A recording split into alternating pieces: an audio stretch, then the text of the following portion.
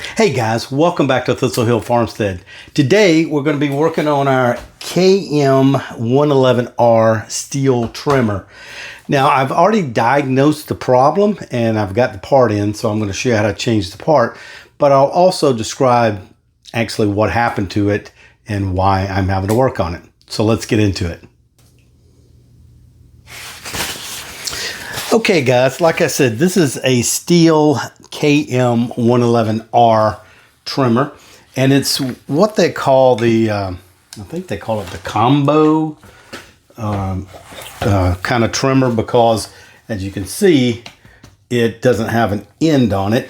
You buy multiple end shafts, like this one is the string trimmer end. I have a brush cutter end, a like a little chainsaw limb end. I have multiple ends for this. And what happened while I was using the trimmer, I noticed that the head just stopped spinning here. The engine would rev, but the head wouldn't spin. So initially I thought it was the clutch in the unit. So I disassembled it. I checked the clutch. The clutch was fine. I cleaned it, put it back together, and I talked to my Stihl dealer, and then he put me on the right path of actually what was wrong with it. I did check the head first also in my troubleshooting. I switched to a different head because I thought it may be the gears in the head here that might have stripped out or went bad. But the other brush cutter head worked or wouldn't work either. So that told me it was not an issue with the head. So when I talked to my Stihl dealer, he said that a lot of times there's a shaft that goes from the clutch bell housing all the way down here, and then when the end slides in, it engages in this shaft. He said sometimes that shaft will, the end of the shaft, which is kind of square, will get rounded off and cause it to slip, like it's slipping. Now I have the part here. I'll do a close-up on the part, but this is the shaft that goes in here. And I'll show you a close-up of the end of it here and the part number. And I just need to replace the shaft, which is a pretty easy replacement. So let's do that now. The first thing we need to do to remove the shaft is remove this end housing here, and this end housing. Once we take that off, it will give us access to the shaft. This is held on by a single Torx T27 screw, and I've already loosened this, so that's why it's a bit loose. So I'm going to take this out. There's a nut on the other side that is captured in a hex kind of area in this head. So take that screw out, and then this should slide off just like this. There we go. And then that's the shaft we're trying to get at there. And you see on the other side, there's a little hex cut out here that holds that nut on the other side. So once we get that end off, we need to take out this little plastic piece here that holds in the shaft. And the way you get that out is there's a little button right here on the top. You just kind of push that button down, and then you push that out. You see how it just slid right out.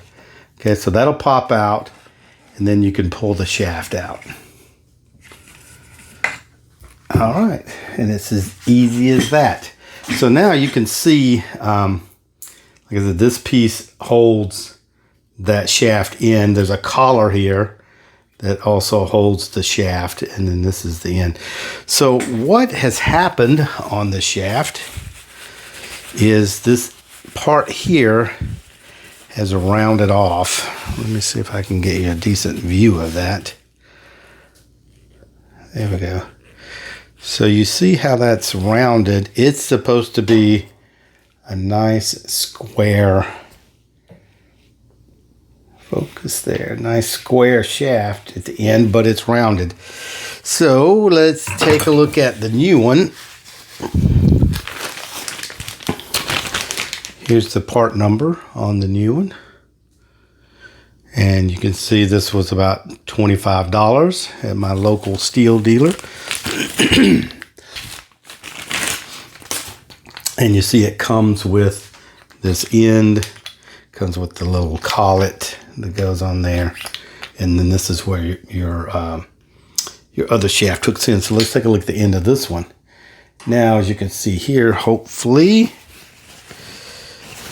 this one is nice and square on the end.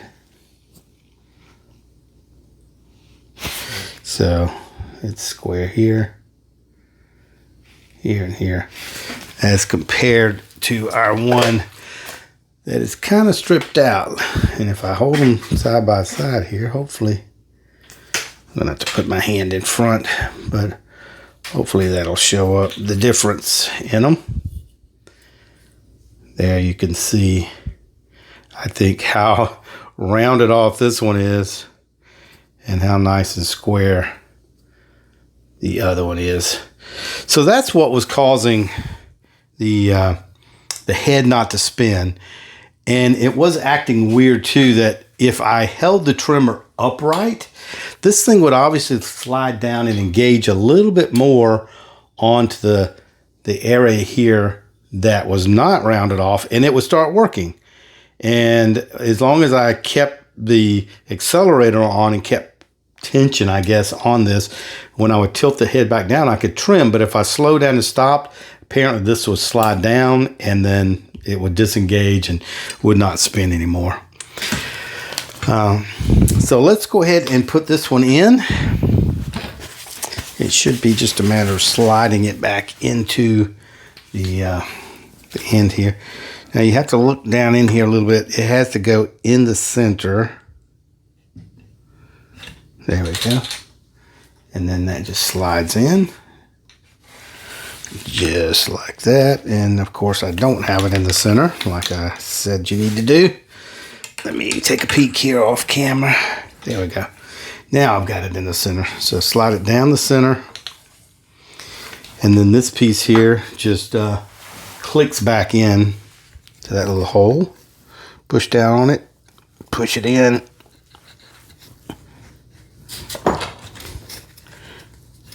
Come on, baby.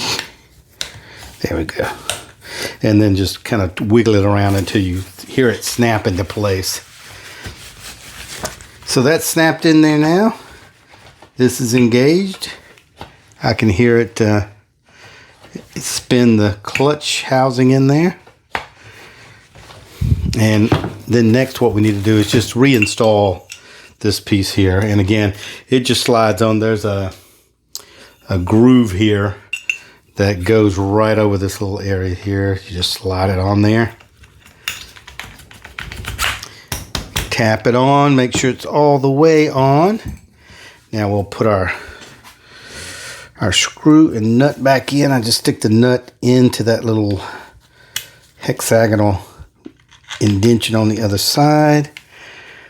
Take my T27, tighten her back up. And that's all there is to it. That should have fixed that problem, and I'm sure it did, just looking at the end of this other shaft here. So that was replacing the drive shaft on our Stihl KM111 trimmer. I'm not really sure how similar this is to other Stihl trimmers, but I would think they they work pretty much the same. So if you have the problem with your head slipping and you're not sure what it is, check that shaft and see if that might be your issue. So hope this helped you out if you're having a similar problem. If you like the video, give it a thumbs up. It helps the channel out a lot. And remember to hit that little bell notification icon so that anytime I post a new video, you'll get notified. We'll see you next time here at Stihl Farmstead.